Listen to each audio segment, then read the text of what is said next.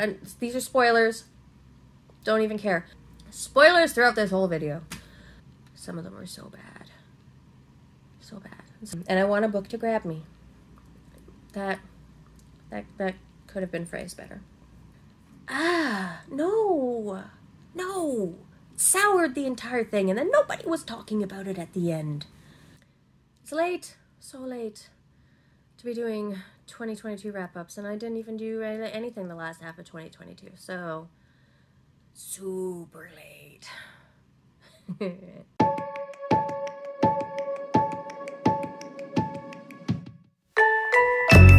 I'm Tabitha. This is my channel, Weave Coxon. Welcome, and this is my worst books that I've read of 2022, and some of them were so bad, and some of them were such disappointments.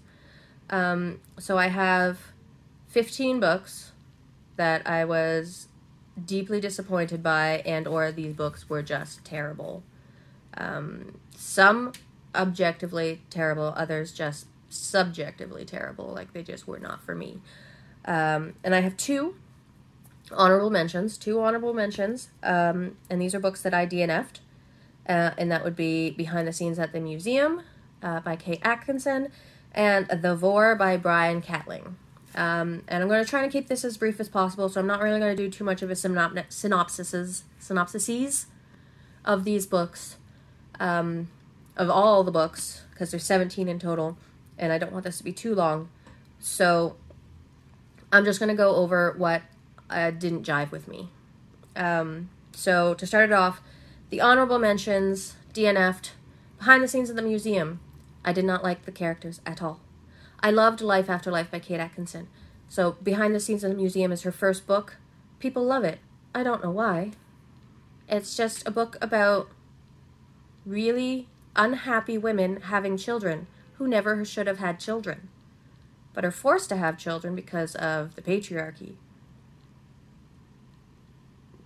And that's why I DNF'd it. I got to little over halfway through, and I just didn't care anymore. So there's that. The second honorable mention that I DNF'd was The Vor by Brian Catling. And Catling. And it's about a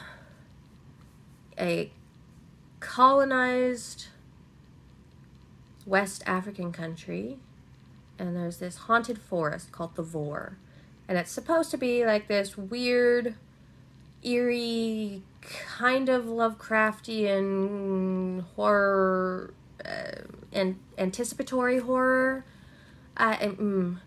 So Alan Moore is supposed to have loved it. Tom Waits is supposed to have loved it. I mean, I like Alan Moore's stuff.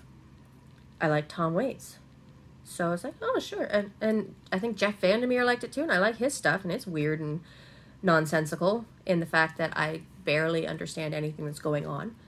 And I think I got about maybe 30-40% of the way through the book, and I just couldn't do it anymore. It's just like, nothing is grabbing me. When are we going to get to the forest? Nothing is making any sense. I don't care anymore. So there's that. So those are the honorable mentions. Now, into the meat and potatoes. So we're starting at number 15 with a well-loved classic that I just did not care for. And that would be The Haunting of Hill House by Shirley Jackson. Now, before you haters come for me, I have also read, and I read first, before this, I read We Have Always Lived in the Castle. And I adore that book. It's so good. I love the characters. I love the ending. I just love the ending. I could not get into The Haunting of Hill House. And I think the whole reason why I even finished it was because it's so short. And that is totally why, that is absolutely why I finished it, because it's so short. And I just did not care for it at all. And before you come at me again about that not being anything like the television show, and they switch characters around, I know, okay? I know. I just couldn't. The characters didn't grab me the same way that the TV show did, and maybe that's why I couldn't get into that, but I also had read We Have Always Lived in the Castle before I even watched The Haunting of Hill House on Netflix. Hill House just did not grab me. Didn't like it. 14, The Lost Apothecary by Sarah Penner. It wasn't terrible. It just wasn't great. That being said, I think there is something to, and these are spoilers, don't even care. But at the end, when the girl's fiance comes back, trying to get her back, and he poisons himself, almost kills himself, has her implicated in said poisoning, and then tries to get her back, that is some severely toxic shit. And it wasn't addressed at all. It was just kind of like pinned on there at the end of the story. Now, I like the whole thing about the Lost Apothecary and like that whole story where she went mudlarking and found this apothecary bottle and then did all this research trying to find out where the apothecary was and the story about these two women. That was cool. But the super toxic fiance, no. Soured the entire thing, and then nobody was talking about it at the end. Like, she didn't even call him crazy. She just left him. Like, the guy's crazy. It's crazy AF. Anyway, on to the next one. 13, The Future of Another Timeline by Annalee Newitz. Now, this one was severely disappointing. There's a couple on here that were severely disappointing because I thought I would love them. It's like a feminist time travel caper. Not necessarily a caper. It's like a Catch Me If You Can if it was like super patriarchy trying to get away with rewriting history. That sounds cool, but there was something missing. And it's not that the writing was bad. The writing wasn't bad. And some of the scenarios were actually kind of cool, but there was like this whole thing about an assault that was never really, it was barely alluded to throughout the story, and then when it was revealed, it kind of just made it seem like it was tacked on. And that's not to make light of assault at all, it's just, it didn't work. So much of it didn't work. Like the going back in time thing, that there's this bit where if you can't go back to the same time twice, but you can go around them, but if you get out of your own timeline, like you have to go to like this, you either get erased or there's this like safe space. It's like this null place, a temple of some sort where you can go and live out the rest of your life when you have become detached from your timeline. That was kind of cool. There was cool elements to this book, but ultimately it didn't work for me, which is sad. And I liked their partner's book, Charlie Anders, like All the Birds in the Sky. Like, I liked that book, and they're Annalee Newitz's partner, but I didn't like this one. Disappointment. Number 12, another huge disappointment, 9 Fox Gambit by Yoon Ha Lee. I read it. It was boring. I read it and I barely remember anything of it. I remember they were always talking about calendrical law. And I'm like, I don't remember it ever being really explained. Like, what is calendrical law? What does the calendar have to do with any of this technology? I don't understand. I don't remember it being explained.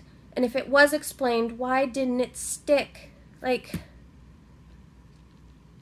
I don't know. And I wanted to like this so much, because a lot of people who are into sci-fi love this. And I'm going to give Yoon Ha Lee one more chance. I still have Phoenix Extravagant on my shelf, and I hope that I like that one.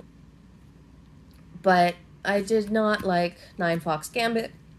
It did not sit with me. All right, on to number 11. This was also a huge disappointment because it is a sci-fi classic, and that would be Red Mars by Kim Stanley Robinson. And it's part of the Red Mars trilogy. So there's Red Mars, Green Mars, Blue Mars. I believe that's the order. So this is kind of the same thing that I have with Alistair Reynolds, is that I liked the idea. I do not like the execution.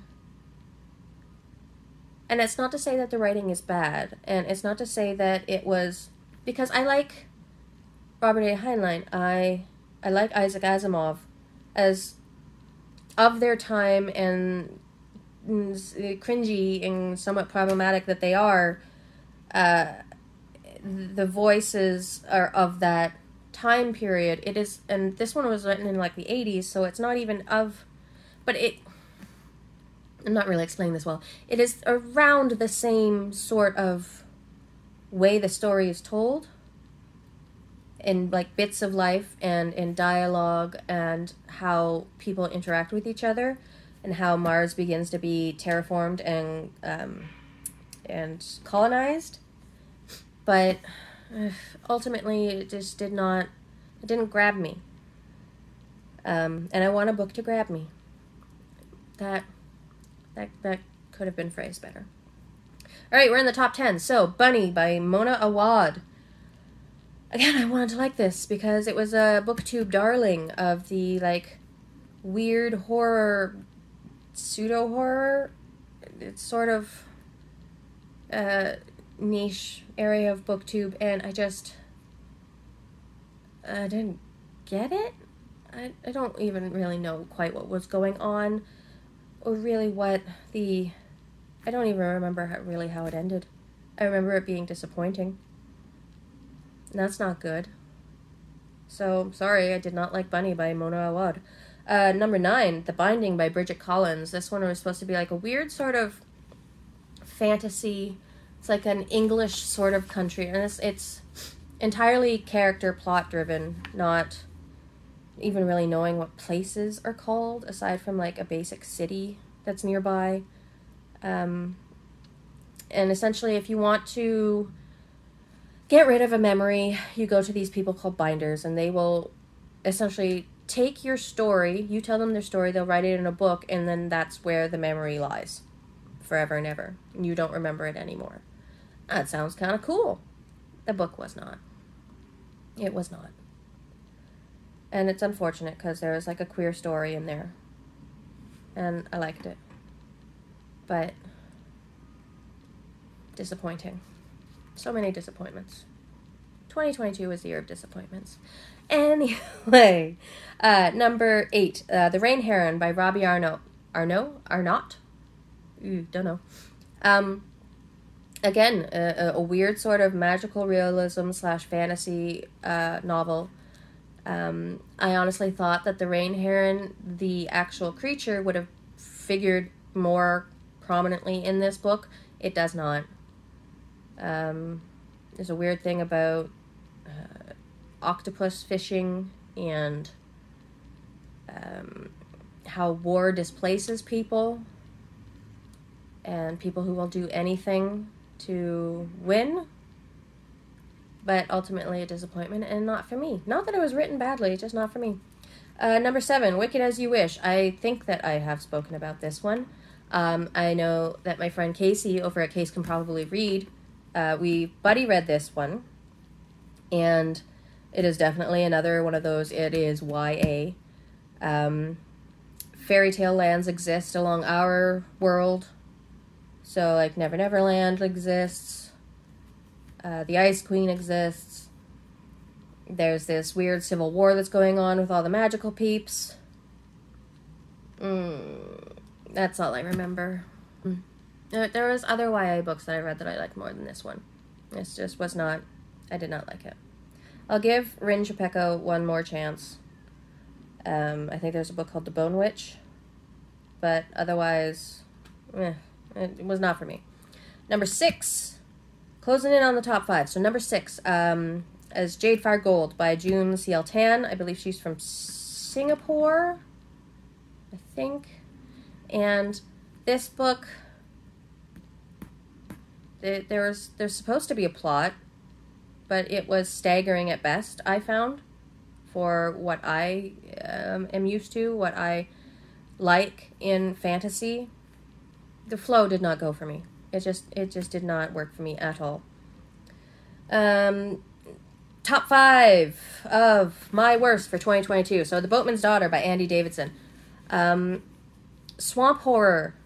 This was supposed to be cool. There was something about a monster, but the monster never really materialized. Conspiracies, weirdness, but none of it really tied together very well. It's like if someone tried to crochet a hat for the first time, but as a book, and they didn't do it very well. I don't know. It wasn't for me. Okay, let's do this faster. 4, In the House in the Dark of the Woods by Laird Hunt. Weird. Absolutely weird. But again, it seemed very non-linear, but still being linear at the same time. Very poetic. Imagery was fun. But was there really a plot? I don't know. Number 3, top 3. Oh, goodness. Okay, so now we're getting into the really bad ones. So I was so hyped for this one, and I was really hoping that it would be good. And that was How to Live Safely in a Science Fictional Universe by Charles Yu. Because it seems really cool. Like this meta thing where you're like, anything is possible. You can go to any universe because you know that your universe is science fiction.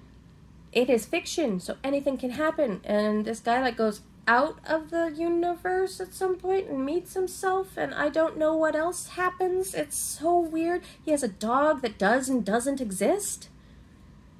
I was so disappointed.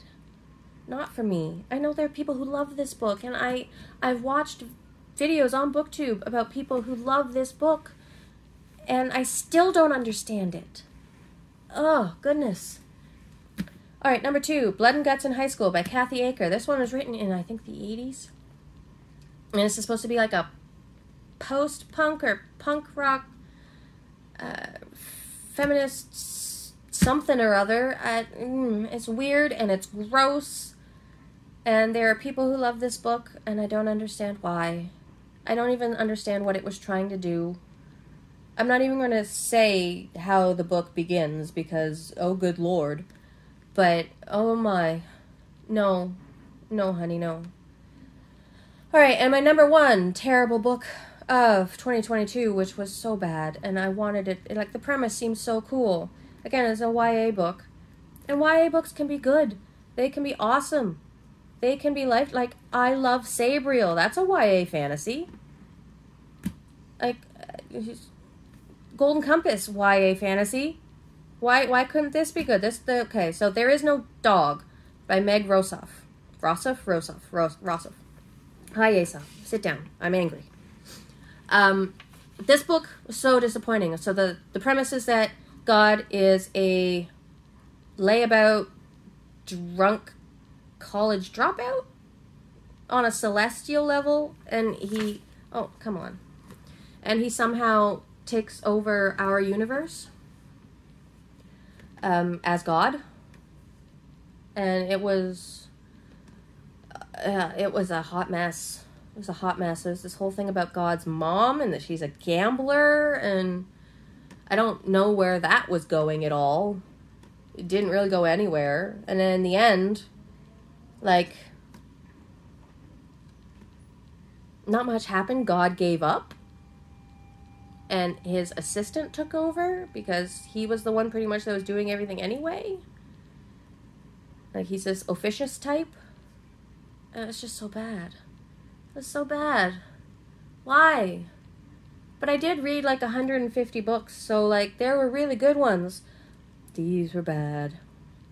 So those are my worst books of 2022. So huge disappointments and some objectively bad books. So that's it. Okay, Aesop, you want to say bye? Meow. Okay. Yeah, that was my worst books of 2022. Let me know if you read any of these, if you agree, if you disagree. You can stand. I will let you disagree with me. I personally would think you're wrong. But, yeah, let me know if you read any of these, what your worst books of the year were.